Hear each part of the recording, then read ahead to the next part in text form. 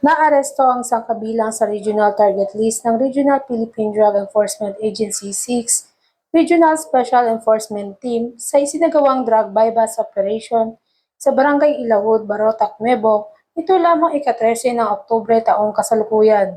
Kinilala ang sospek na si alias Rose, 33 taong gulang at residente ng nasabing lugar.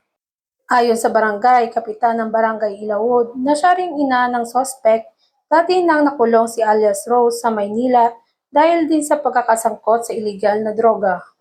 Bagamat inamin ng sospek na siya'y gumagamit ng ipinagbabawal na droga, mariin niyang itinanggi na siya'y nagbebenta nito. Kasalukuyan nasa kustodiya na ng pulisya ang nahuling sospek para sa tamang disposisyon ng kanyang kaso na may paglabag sa RA 9165 o Comprehensive Dangerous Drugs Act of 2002. Ang pagsulong ng kapulisan sa Iloilo na matigil ang paggamit ng iligal na droga ay isang makabuluhang hakbang tungo sa mas maayos na buhay at komunidad. Mula rito sa Police Regional Office 6, ako ang inyong PNN Correspondent Patrolwoman Reza Valencia, alagad ng batas, taga-taguyod ng Balitang Pulis.